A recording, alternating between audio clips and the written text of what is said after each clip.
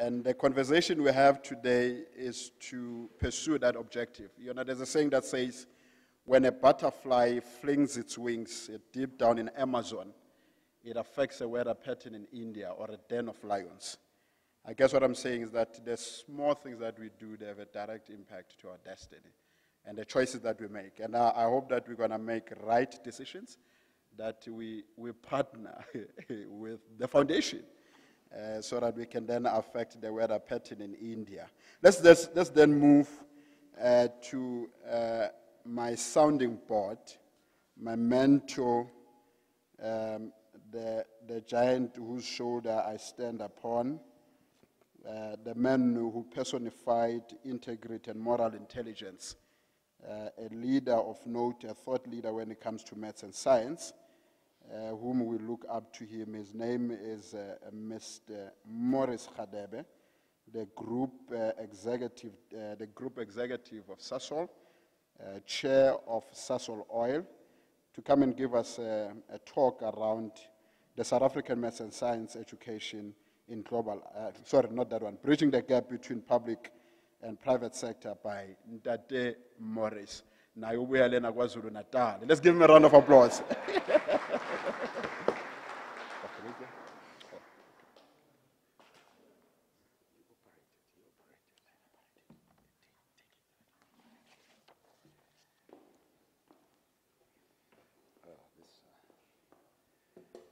Thank you very much, Program Director.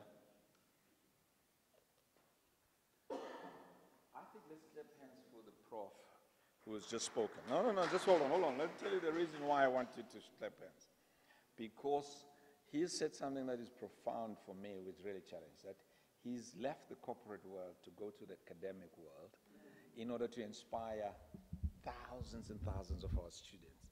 And he's committed to stay there. And even if I would have loved to approach him, but I think let's thank him for staying there.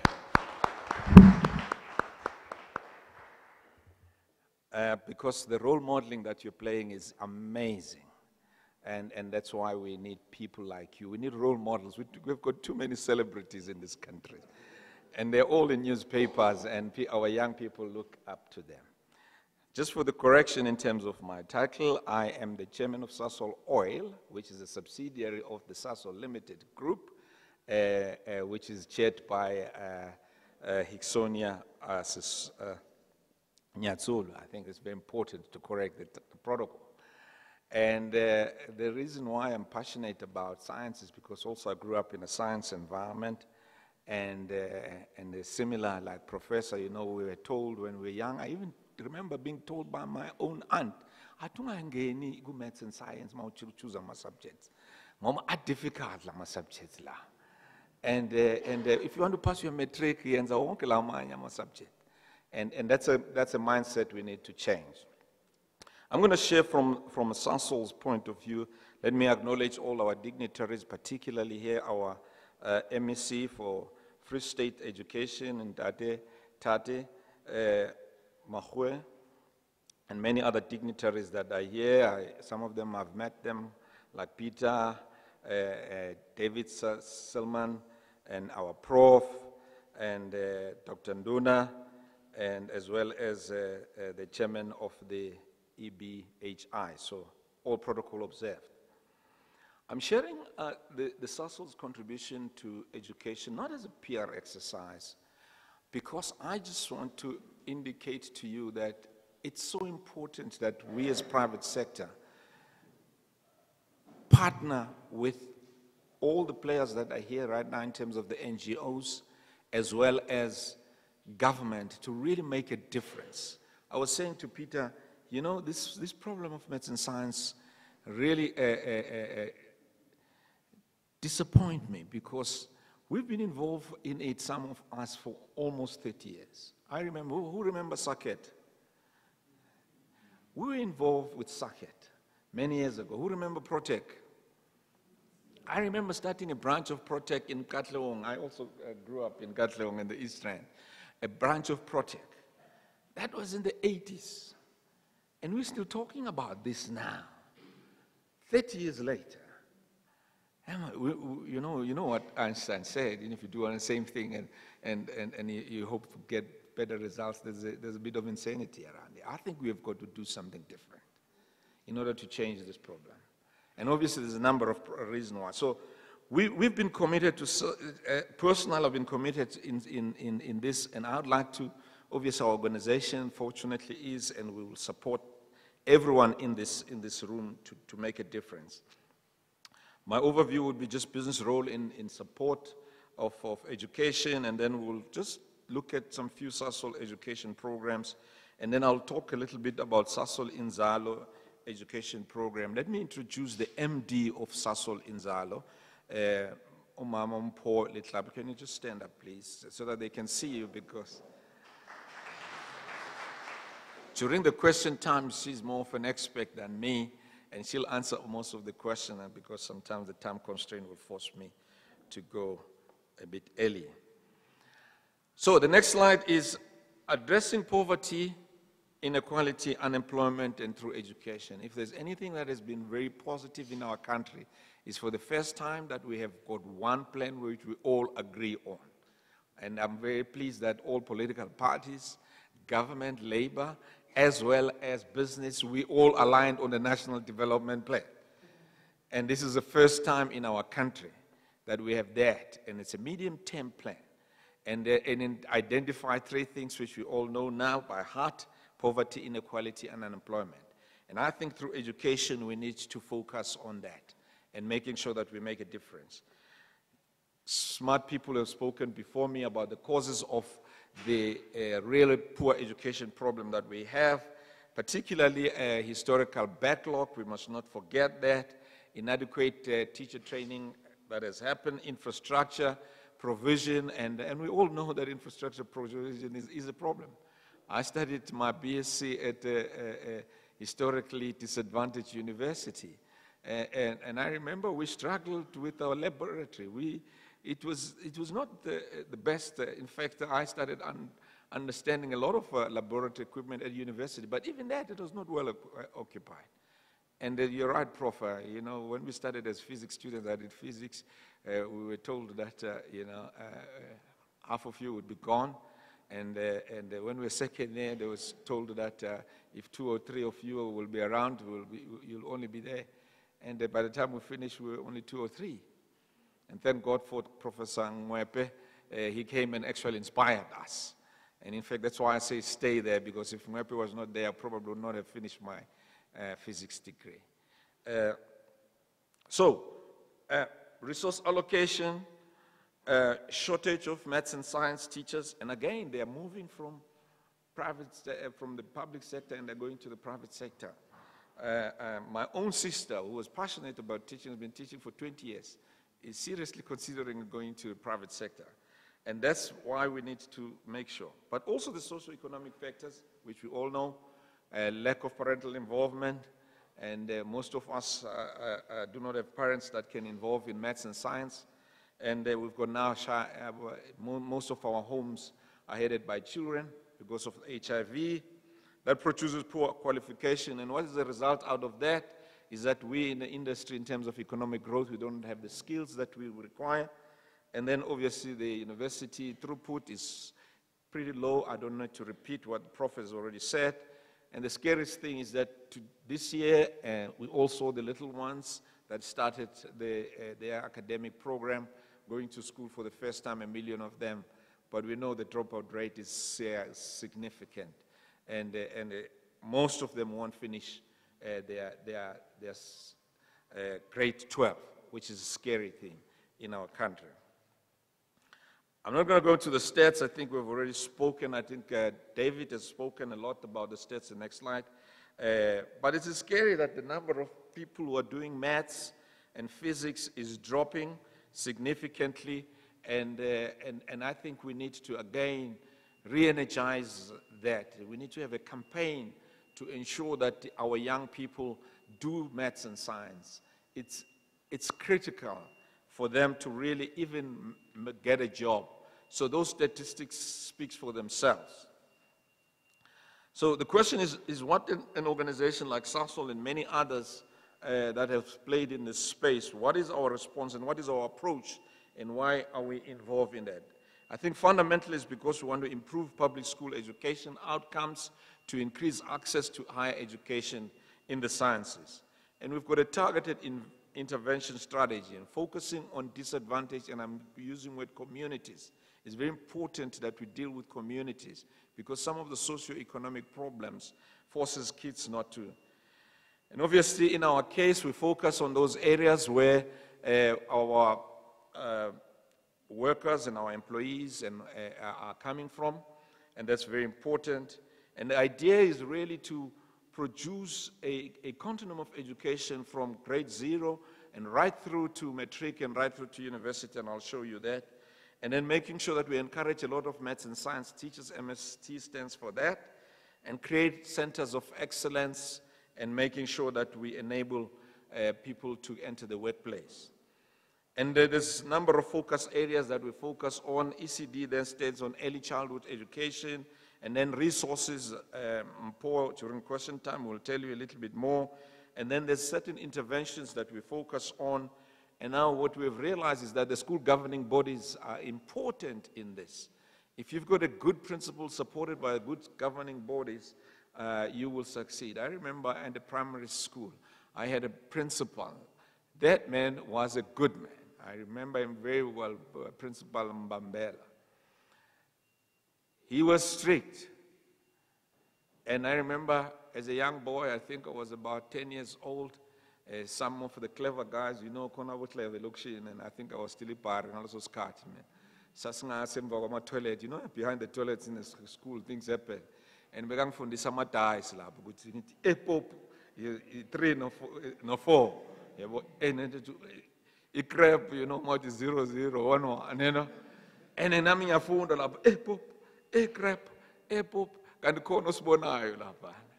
And then this chap going, was and the next thing I was saying, be the principal in the office. And my principal had a cane. He gave me 3 smashes of cane. I tell you, by doing that, he wiped out gambling out of my life. Don't ask me to even play lotto. But there was a value system instilled in me.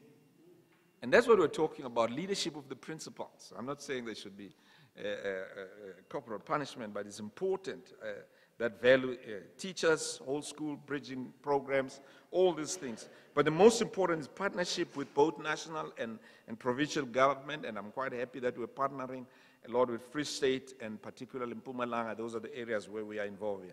So very briefly, I'm just going to tell you those partnerships that we have in basic education. We partner with organizations that work with learners and educators, and I think that's very important for us. Just examples, Penrich, for instance, in maths and science, in Mpumalanga, we partnership with them in the concept of supporting schools, 6 schools there. And again, it's important to start from grade 10 to grade 12. Governor Mbeki, Mathematics Development Unit at Nelson Mandela in Port Elizabeth, 4-term mathematics and science. We're working with them, again, supporting schools to really make an intervention in maths and science. Alexander Project, again, supporting schools there, grade 10 and 12, and also in KZN Umzumbe, and making sure that we support schools to really focus on maths and science. So the whole idea here, this program, is about partnershiping with these organizations and supporting them. And in Secunda in particular, where we've got our biggest plant, we're really focusing that. We've got a number of programs there, but we've got a center called Osizweni Development Center. And the idea there is to create a one-stop maths. I like that center very much because kids just come and play there with a lot of technology. Somebody's car is being stolen outside. If you can go out and sort it out very quickly, that would be helpful. One-stop maths, science, and technology, and a career guidance is critical there. And then obviously we support a lot of educators And in Mbalenhle in particular, we've started a project that really look at schools. And one of the projects we've started in Mbalenhle is just to make schools secure. You know, schools used to be a haven of security. If you're a parent who was with school, you would feel safe. But these days, these boys guns and stuff like that, and so many things happen. And now we're just doing a lot of just securing schools. Just make sure there's a fence in the school, there's a gate, and it's locked, and the burglar proofs and everything like that. And we're spending a lot of them. The same at Sasolburg. The reason I'm going to leave early, I'm going to rush to Sasolburg, because we've got a project called Project Tutor there, and we've got all the schools there, about 21 of them, and we've given them an X amount of money and say, you tell us what you as a school are going to be doing with that money. We're not going to tell you what you need to do. If you want to fix windows, if you want to fix schools, or want to teacher development, or want resources, it's your call. And there's a number of projects that we have in Zamdela. I'm not going to get into detail except to mention one, Techno X. It's a career guidance one, and I'd like you to really know about it. If you need more details, Sisimpo is going to give you details. Now, I just want to tell you about Sasol Inzalo Foundation because we're extremely proud about this project. It is really, the vision of it is to be a significant contributor to a sustainable economic growth in South Africa by focusing on skills development, primarily in maths and science. We established it in 2008, and it is not a CSI project. I think this is important. It owns shares in Sasol, 1.5% share, which is a significant share in Sasol terms, and it received dividends and grants from Sasol. And the idea is to make it self-sufficient and self-independent and be operated by a trust, and that's very important. It's got its own chairperson, and it is a not-for-profit organization. So it is important that it's sustainable through the shares and the dividends that will make sure that it makes a contribution long time from now. And the idea really is to focus on helping the schools and the bottlenecks, and to really making sure that we create a pool of vocational schools.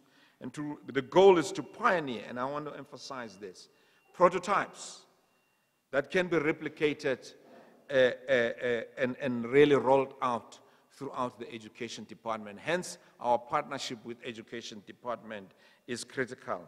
And in our board of trustees, we've got academics, and it's very important. The next program of this Inzalo is education fellowships. There we focus on STEM, science, technology, and that's very important that we focus on that, engineering and mathematics. But to really create the academic capacity, the professors, the PhDs, the masters, it's said that our professor says there's only 5 of them. We need more of them. Guys will do PhD, do masters, and we've got quite a number of fellows, and we're proud that we now have produced our first PhD out of this program, and hopefully Sisimpo will be producing more of this. And in the science side also, getting a lot of chemistry honors, masters, and PhD students, and our focus there is traditionally black universities, because the resources there are in trouble. And we've got a number of successes already in terms of honor students and masters. And I'm glad to say that one of our master's students is now at University of Limpopo lecturing there. So that's a science one. And then that's the higher end of education.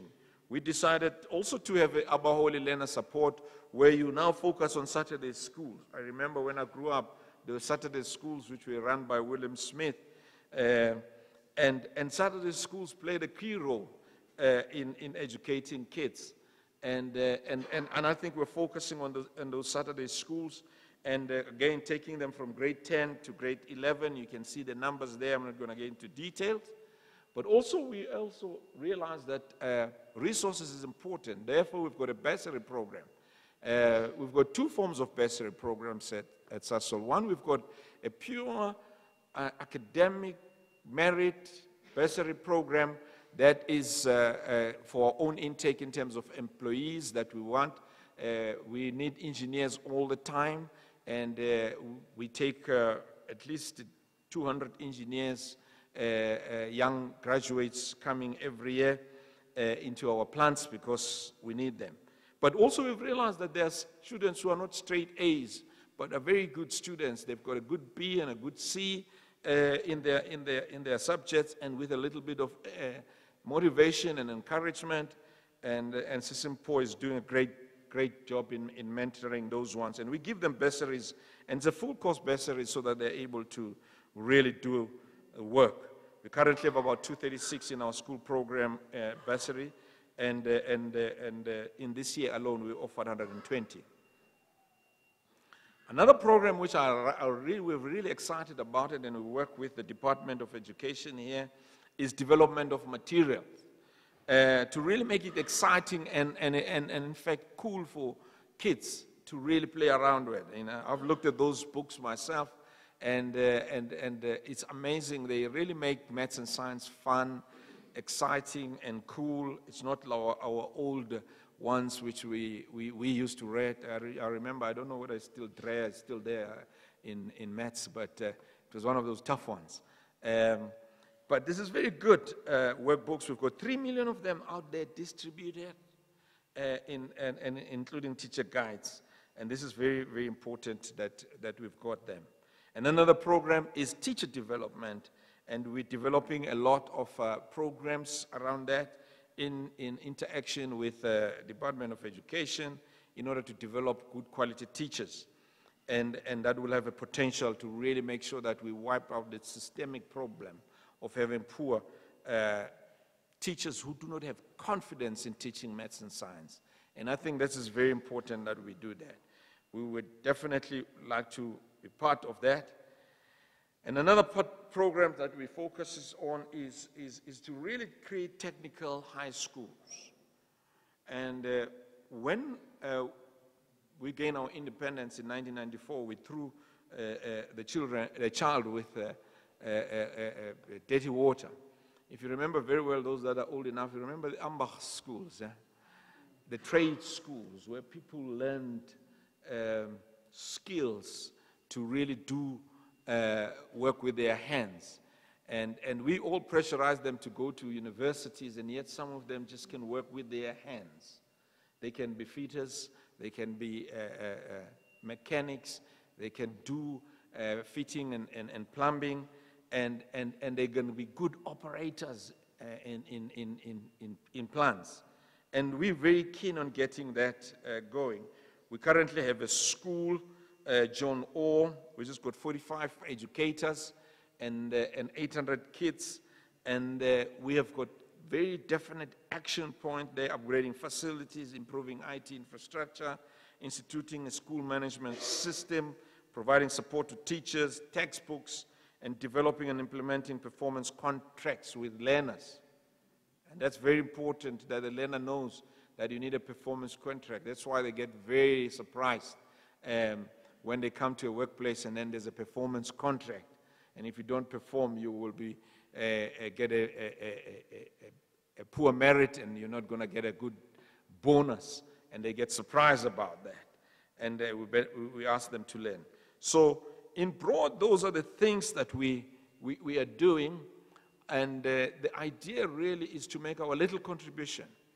And we would like to collaborate with the non-governmental organizations that are in this space. We also like to collaborate very closely with government, provincial, and national and local government in order to make sure that we make a huge difference. And we believe that together we can do more. Thank you.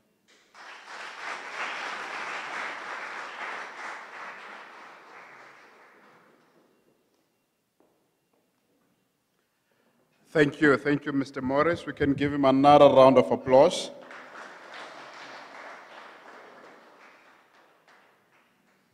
Kopa o nthuse.